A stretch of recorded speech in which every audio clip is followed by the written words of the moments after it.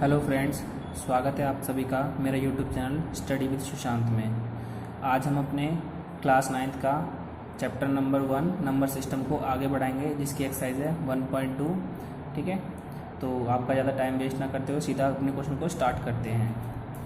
हमारा पहला क्वेश्चन है, हमने जैसे 1.1 में सीखे थे कि कुछ स्टेटमेंट वाले क्वेश्चन थे जिनको हम यस और नो, ट्रू और फॉल्स में प्रूव करना था। तो ये भी स्टार्टिंग हमारी वैसे ही है कि आपको बिल्कुल 1.1 की कॉपी लगेंगे, लेकिन थोड़े से अलग टाइप के हैं। ठीक है, थोड़े से आप हल्के से एडवांस लेवल के क्वेश्चन बोल सकते हो उनको, कि हमें बोला है इसमें भी ट्रू फॉल्स में हमें ट्रू या फॉल्स में आंसर देना है। ठीक है, तो पहले ने बोला every irrational number is a real number. सबसे पहले आपको इरेशनल नंबर और रियल नंबर पता होना चाहिए क्या होता है।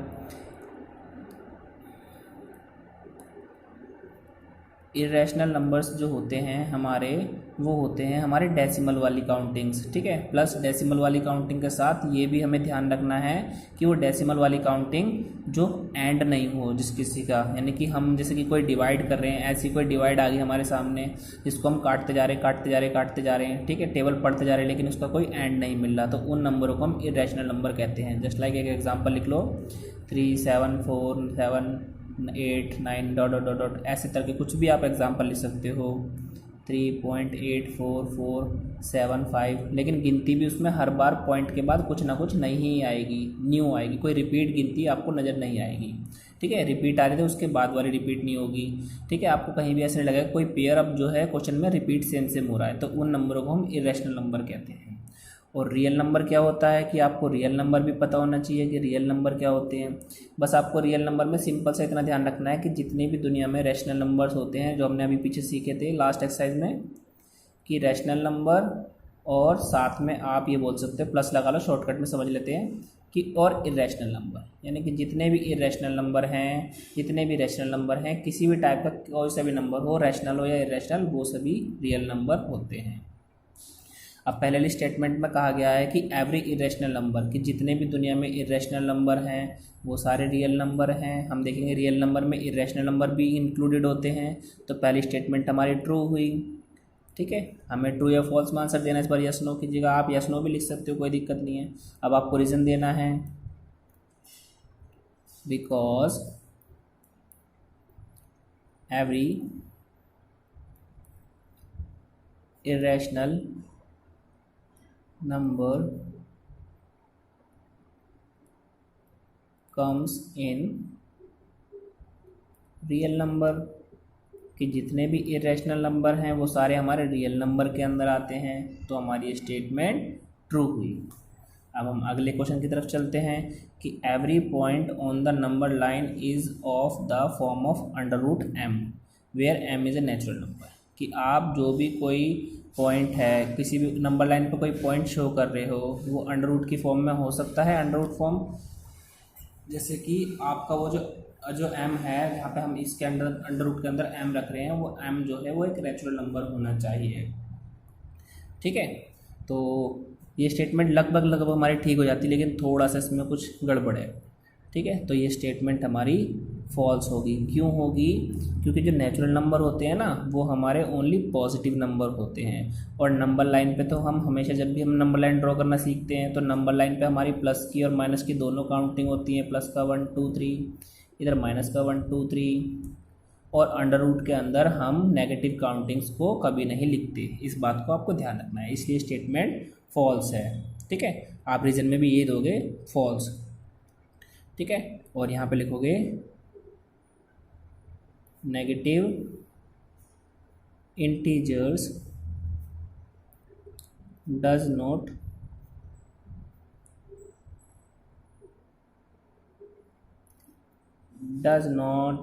आप इसमें लैंग्वेज में कुछ भी लिख सकते हो, डज नॉट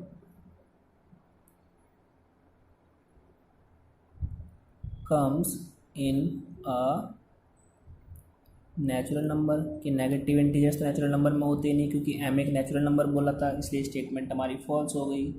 ठीक है, और हम अगर थर्ड की तरफ चलेंगे, थर्ड में बोलता है every real number is an irrational number, कि जितने भी रियल नंबर हैं क्या वो रैशनल नंबर हैं। अभी हमने ऊपर सीखा था कि रियल नंबर में क्या होते हैं, रैशनल और इरेशनल दोनों होने चाहिए। इसने बोला कि सारे रियल नंबर्स के जो हैं वो इरेशनल होते हैं, लेकिन सारे तो नहीं होंगे, क्योंकि इरेशनल वाले तो इरेशनल होंगे, लेकिन रैशनल वाले इरेशनल कहाँ से होंगे। ठीक है, तो ये वाली स्टेटमेंट भी हमारी फॉल्स हो गई। हम लिखेंगे every real number is not an irrational number because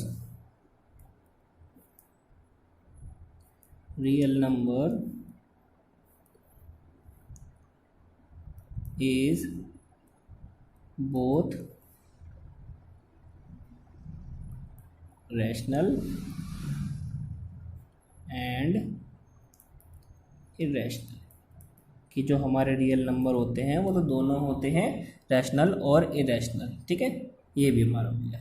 लेकिन एग्ज़ाम पॉइंट ऑफ व्यू में ये वाले थोड़े से कभी कभी आपको देखने को नहीं मिलते, लेकिन 1.1 के जो एक्सरसाइज के क्वेश्चन थे जो हमने लास्ट वीडियो में किए थे वो आपको ज़्यादा देखने को मिलते। फिर भी आपको ये होने चाहिए, क्योंकि आपके एग्ज़ाम में कब कौन सा क्वेश्चन आ जाए तो आपको इस चीज़ के लिए हमेशा रेडी रहना चाहिए। आपके एक्सरसाइज में है तो आपके लिए इम्पोर्टेंट है। ठीक है, अब जो ये क्वेश्चन है ये आपके एग्ज़ाम पॉइंट ऑफ व्यू से इतना इम्पोर्टेंट नहीं है, इसलिए हम इसको स्किप करेंगे। ये नहीं है कि इसको करना कंपलसरी है, ऐसा कुछ नहीं है कि आपको सारे क्वेश्चन करने कंपलसरी एक्सरसाइज के। आप उतना पढ़िए जितना आपके एग्ज़ाम में आता है। ठीक है, सारा पढ़ेंगे तो खामखा में वीडियो बस लंबी होती चली जाएगी, लेकिन आपको समझ में कुछ नहीं आएगा। अब हम आगे चलते हैं।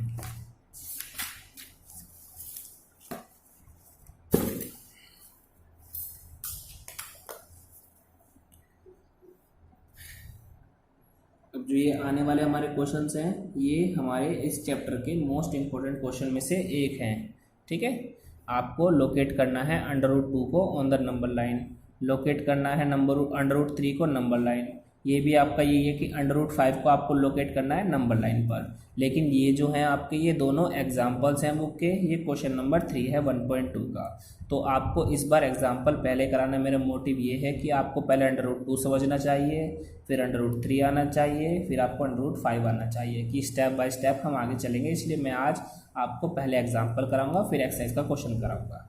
ठीक है, तो सबसे पहले हमें जब भी नंबर लाइन पर रिप्रेजेंट करना है तो इसके लिए √ पहले सीखना पड़ेगा, और इसके लिए आपको कुछ हथियार लगेंगे। हथियार बोले तो स्केल चाहिए आपको, पेंसिल चाहिए, कंपास चाहिए, और ज़रूरत पड़ी तो इरेजर भी चाहिए। ठीक है, ये हमारे हथियार हैं मैथ के। तो चलिए अब हम इसको सेट करते हैं। बहुत से बच्चों को तो पेंसिल भी लगाने नहीं आती अब तक, वो ऐसी हवा में लगाएंगे, ऐसे देखेंगे कि हाँ ठीक लग रही है और इसको कस देंगे, जबकि ऐसा नहीं होता। पेंसिल को कंपास के अंदर लगा के आप किसी प्लेन सरफेस पे पेंसिल को हाथ से ऐसे चेक कीजिए कि पेंसिल और दोनों की नोक, कंपास की नोक सेट है नहीं है, और आप कंपास को लगा लीजिए। तो अब हम इसे स्टार्ट करते हैं। अब आपको √2 को नंबर लाइन पर रिप्रेजेंट करना है, तो आपको थोड़ी सी पाइथागोरस थ्योरम लगानी पड़ेगी रफली अपने दिमाग में, कि आप जिससे ये याद रख सकें। हम एक राइट एंगल ट्रायंगल बनाते हैं। ठीक है, तो अब अगर हम राइट एंगल ट्रायंगल में शो करें कि अगर हम किसी बेस को 1 मान लें और उसके परपेंडिकुलर को 1 मान लें और पाइथागोरस लगाएं, तो पाइथागोरस क्या होता है, बेस का स्क्वायर प्लस परपेंडिकुलर का स्क्वायर बराबर हाइपोटेनस का स्क्वायर। तो बेस हमने 1 माना, परपेंडिकुलर हमने 1 माना, तो हाइपोटेनस हमारी कितनी आएगी ये हमें चेक करना है।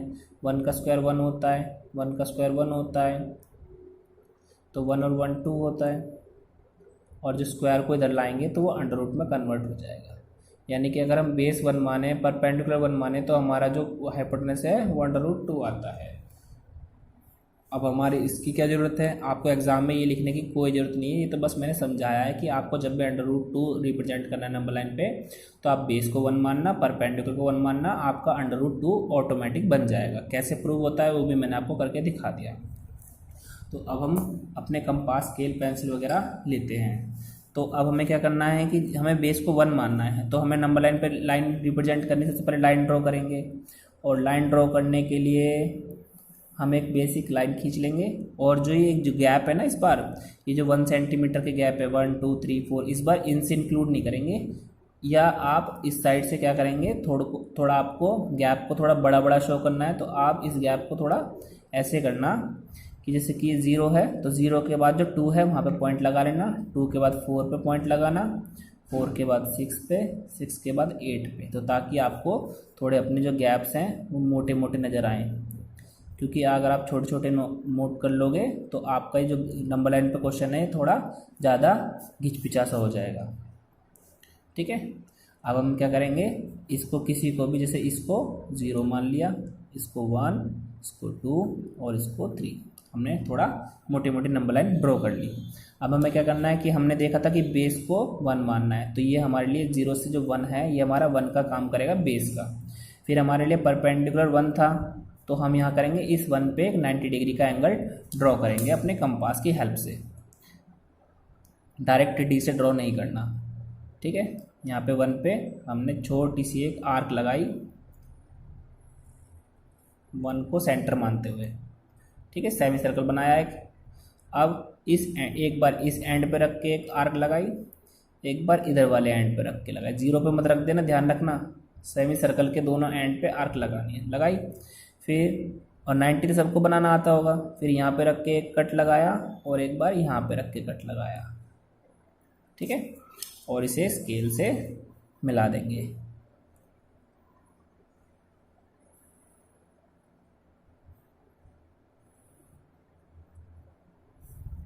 ऐसे। तो ये आपका जो पॉइंट हो गया ये आपका 90 हो गया। अब आपको क्या करना है कि ये जो है ये गैप ये 1 का था ना, तो आपने तो 90 की लाइन ड्रॉ करी है, थोड़ी मेरी लाइन भी गड़बड़ हो गई है, 1 मिनट रुक जाओ, दोबारा से ड्रॉ कर देते हैं।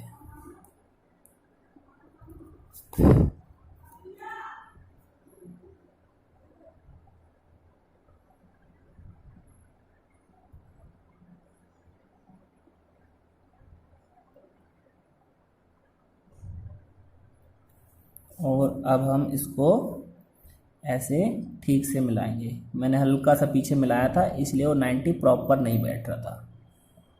ठीक है, अब सही आया। अब हम क्या करेंगे, अपने स्केल को ऐसे टर्न करेंगे, हमने 2-2 के गैप लिए थे ना, तो हम 2 सेंटीमीटर से 0 सेंटीमीटर को मेज़र कर लेंगे कि कितना बड़ा गैप है। ठीक है, और उसको अपने 1 पे रख के एक आर्क लगाएंगे इसी लाइन पर। ठीक है, अब जो ये आर्क लगी है इसको हमें हमेशा, जो भी हम ये 90 पे आर्क लगाएंगे कभी भी किसी भी क्वेश्चन में, उसको हमेशा 0 से मैच करेंगे। तो हम इसे 0 से मैच करते हैं।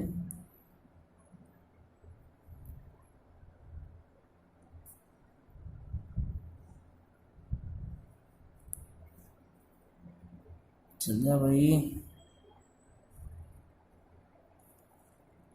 ऐसे। ठीक है, ये हो गया, ये आर्क हमारा इस पर आया।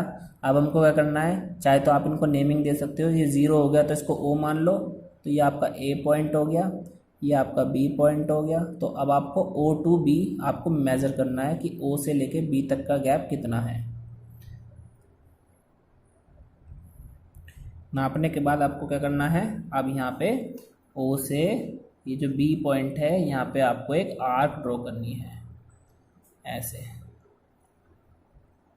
ये हमने आर्क लगाई नंबर लाइन पे टच करते हुए, ये आर्क हमारी बी से आते आते नंबर लाइन पे आनी चाहिए।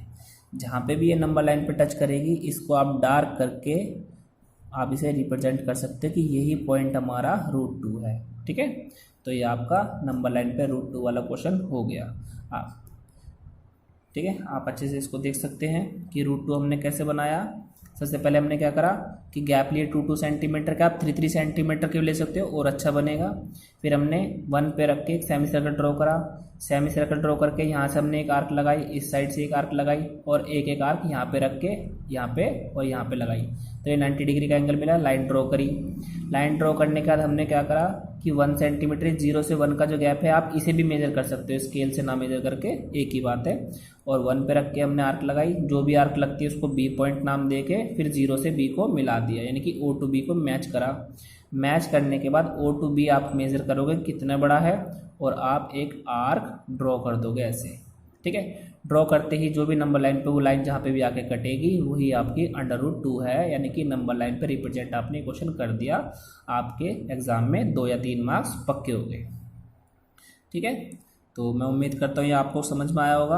अब हम अगले क्वेश्चन की तरफ चलते हैं। Locate √ on the number line, यानी कि √3 इस बार हमें नंबर लाइन पे रिप्रेजेंट करना है। तो आपको एग्जाम में ये ध्यान रखना है, अगर आपका √3 आता है नंबर लाइन पे रिप्रेजेंट करने को, तो आपको इस क्वेश्चन में √2 फिर से बनाना पड़ेगा, क्योंकि बिना √2 की हेल्प के हम √3 पे नहीं पहुँच सकते।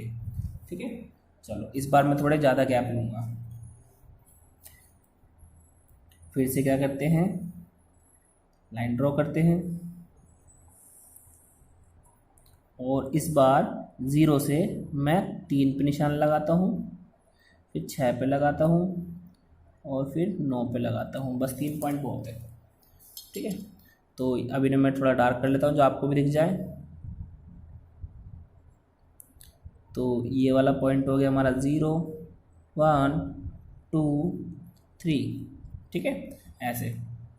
अब हमें क्या करना है, मैंने बोला था ना अभी आपको कि √3 बनाने के लिए आपको √2 की हेल्प लगेगी। तो आप √2 जैसे आपने ये काम करा है वही सेम काम यहाँ पे करना पड़ेगा। हमने क्या सीखा था कि पहले एक छोटी सी आर्क लेके 1 पे लगाते हैं, यहाँ से आपका √2 का रिवीजन हो जाएगा कि एक सेमी सर्कल ड्रॉ करा नंबर लाइन पे। ड्रॉ करने के बाद क्या करना है, यहाँ पे इस साइड एक आर्क लगाई, एक यहाँ से आर्क लगाई सेमी सर्कल पे, फिर क्या करेंगे, इसको यहाँ रख के ऐसी आर्क लगाई और इसको यहाँ रख के ऐसी आर्क लगाई। अरे बाप, ये तो हमारा क्वेश्चन ही कट गया, कोई बात नहीं। अब हम क्या करेंगे, इनको 1 की सीध में आना चाहिए। ये भी आपको ध्यान रखना है कि ये दोनों आर्क जो कट रही हैं और ये 1 पॉइंट है, बिल्कुल एक सीध में आने चाहिए, आगे पीछे ना आए। अगर आगे पीछे आए तो आपका 90 गलत बना है, आप इसको मिटो के ठीक कर सकते हैं। 90 बन गया। अब आपको 90 बनाने क्या करना था कि 0 और 1 को मेज़र कर लो, या स्केल से 3-3 सेंटीमीटर का गैप लिया है हम वो भी मेज़र कर सकते हैं। तो मैं 0 से 1 को मेज़र करता हूँ कि 0 से 1 का गैप कितना है, इतना हो गया, और उसको 1 पॉइंट पर रख के एक आर्क लगा देंगे। ठीक है, आर्क लगाने के बाद क्या हुआ, ये समझ लो कि आपका बी पॉइंट मिल गया। जैसे ऊपर ये बी पॉइंट था, फिर आपने क्या करा था, O to B मिलाया था ना स्केल से, फिर हम क्या करेंगे, इसको B को O से मिलाएंगे। ये हमारा मिल गया, और जैसे ये मिल जाता है तो ये हमारा √2 वाली लाइन है, क्योंकि हमने पाइथागोरस में सीखा था कि ये 1 है, ये 1 है, तो जो राइट एंगल पे 90 के सामने वाली लाइन जो आएगी वो आपकी √2 कहलाएगी। तो आपका √2 हो गया। अब जो √2 हो गया, आप इसको क्या करोगे, थोड़ा सा आगे एक्सटेंड कर दोगे लाइन को हल्का सा, चाहे लाइटली करो। ठीक है, यहाँ पे थोड़ा सा हमारा क्वेश्चन अटक गया है बीच में, √3 बनने में दिक्कत दे रहा है। ठीक है, फिर भी उम्मीद करता हूँ कि आपको दिख रहा होगा। अब आप क्या करोगे, जहाँ पे बी पॉइंट है यहाँ पे फिर से एक 90 डिग्री ड्रॉ करोगे, क्योंकि आपको ये 90 डिग्री ड्रॉ करना कंपलसरी है। थोड़ा छोटा कर लेते हैं ताकि थोड़ा कम में हो जाए। अब क्या करेंगे, यहाँ पे एक आर्क ड्रॉ करी जो हमारे क्वेश्चन को काटती हुई जा रही है। ठीक है, 90 डिग्री आप सभी को बनाना आता है। तो आप ध्यान रखना कि जो ये सेमी सर्कल ड्रॉ करोगे ये पूरा इस √2 वाली लाइन को टच करते हुए जाना चाहिए। ठीक है, यहाँ पे इस वाली आर्क से कंफ्यूज मत हो जाना। तो हम √2 वाली लाइन पे आए और हमने पहला कट लगाया, और ऐसे यहाँ करेंगे, जहाँ पे दा लिखा है यहाँ पे लाइन हमारी यहाँ पे आया। फिर हम यहाँ पे इसको एक कट और लगाएंगे इधर, और एक कट और लगाएंगे। ये दोनों कट आपस में कट गए, जहाँ पे क्रॉस कर गए इसको आप इस बी वाले पॉइंट से मिला दोगे। ठीक है, हम इसको मिलाते हैं।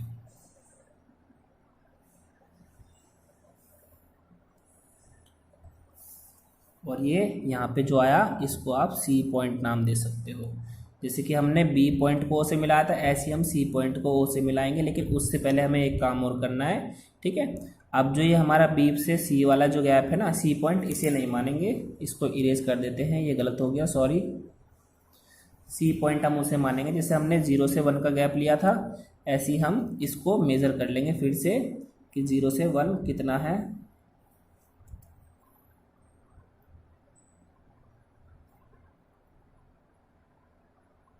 0 से 1 का जो गैप है वही सेम आर्क हम बी पॉइंट पर रख के लगाएंगे। जैसे हमने 1 से आर्क लगाई थी ऐसी हम बी से आर्क लगाएंगे। आर्क लगी, जो ये आर्क लगी है ये आपका सी पॉइंट कहलाएगी, ना कि ये क्रॉस वाली। ठीक है, इस चीज़ को ध्यान रखना है कि जहाँ पे आप आर्क लगाओगे 1 का जो गैप था वही आपका सी पॉइंट है। अब आपको सी पॉइंट को ओ से मेजर करना है। ऐसे हमने सी को ओ से मिला दिया। अब जो ये सी को ओ से मिलाया है तो ये जो हमारा ये ट्रायंगल बना ओ बी सी जो आपको दिख रहा होगा, ये नीचे वाला बेस √2 है, ये वाली साइड 1 है। ठीक है, तो ये जो सामने वाली साइड है ये ऑटोमेटिक √3 बनेगी। जब भी हम आप इसको पाइथागोरस से चेक कर सकते हो। यहाँ पे चलो मैं आपको चेक भी करके दिखा देता हूँ कि अगर हम बेस को √, माने और ये परपेंडिकुलर हमारा 1 था तो क्या √3 आएगा। तो पाइथागोरस थ्योरम क्या कहती है, बेस का स्क्वायर प्लस परपेंडिकुलर का स्क्वायर। तो √2 से स्क्वायर कट जाएगा तो 2 बचा, 1 का स्क्वायर 1 होता है, 2 और 1 मिला के 3 हो गया, और जो यहाँ पे स्क्वायर था वो √, में कन्वर्ट हो जाएगा। यानी कि हमारा ये बिल्कुल सही है। √3 जब भी आएगा जब हम बेस को √2 माने और परपेंडिकुलर 1 माने तो हमारा √3 बन जाएगा। अब हमें क्या करना है, जैसे हम बी पॉइंट को, हमने यहाँ पे बी पॉइंट को इससे आर्क लगाया था ओ से बी मेजर करके। अब हम क्या करेंगे, ओ से सी को मेजर करेंगे, क्योंकि √3 ये है ना कि ये है हमारे लिए। जो √3 है हम उसे मेजर करेंगे कि √3 कितना हो गया, √3 जी हमारा इतना हो गया। ठीक है, अब हम क्या करेंगे, इसको यहाँ पे रख के और एक बड़ी सी आर्क नंबर लाइन की तरफ लेते हुए आ जाएंगे। ठीक है, और जहाँ पे ये आपकी ये पॉइंट मिल गया ये आपका √3 हो गया। ठीक है, ये आपका अगला क्वेश्चन कंप्लीट होता है। थोड़ा सा यहाँ पे हमारा क्वेश्चन आ गया बीच में, लेकिन मैं उम्मीद करता हूँ कि आपको दिख रहा होगा। ठीक है, अब हम अपने इसके क्वेश्चन के एक्सरसाइज के लास्ट क्वेश्चन की तरफ चलेंगे। ये √5 है, ये आपका इजी है। जैसे √3 वाला इजी था, √3 वाला बच्चों को हार्ड लगेगा करना, क्योंकि इसमें हमें डबल मेहनत करनी पड़ती है। पहले √2 बनाओ फिर √3 बनाओ, तो ये जो थोड़ा सा हार्ड पड़ता है। जैसे √2 आसान था ऐसे ही हमारा √5 भी आसान होता है। √5 के लिए हमें क्या करना होगा, अपने बेस को 2 सेंटीमीटर मानेंगे और परपेंडिकुलर को 1 मानेंगे, क्योंकि 2 का स्क्वायर 4 होता है और 1 का स्क्वायर 1 होता है। 4 और 1 मिलके 5 हो जाएगा। तो हमें ये सोचना है कि 5 कैसे आएगा, जब हम बेस को 2 माने और परपेंडिकुलर को 1 माने। ठीक है, तो हम क्या करेंगे, इस बार हम थोड़ा नीचे से बनाएंगे ताकि अच्छा बने, और लाइन खींचेंगे और वही 3-3 के निशान पे पॉइंट लगा देंगे, 3-3 के गैप पे। तो ये हो गया हमारा पहला पॉइंट 0, ये हो गया 1, ये हो गया 2 और ये हो गया 3। ठीक है, अब हमने क्या कहा था कि जब हमें √5 बनाना होगा तो हम बेस को 2 मानेंगे और फिर 1 का परपेंडिकुलर ड्रॉ करेंगे। तो बेस हमारा 2 है ना, तो इस बार 90 जो हमें ड्रॉ करना है वो 2 से करना है। तो अब हम क्या करेंगे, यहाँ पे एक सेमी सर्कल ड्रॉ करेंगे 2 पे, इस बार 1 पे नहीं करेंगे, इस बात को ध्यान रखना। ठीक है, ऐसे। और यहाँ से हमने एक आर्क लगाई, एक इस पॉइंट से आर्क लगाई, एक बार यहाँ से आर्क लगाई, एक बार यहाँ से आर्क लगाई। ये दोनों आर्क जहाँ पे मिल जाएंगी वो हमारा 90 वाला एंगल हो जाएगा।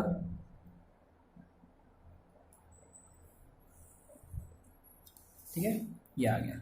अब हमें क्या करना था कि हमने बेस को तो 2 मान लिया, परपेंडिकुलर 1 मानना है। तो 1 यहाँ से लेके यहाँ तक तो होगा नहीं, 1 यहाँ से लेके यहाँ तक है। तो हम क्या करेंगे, इसको मेजर करेंगे।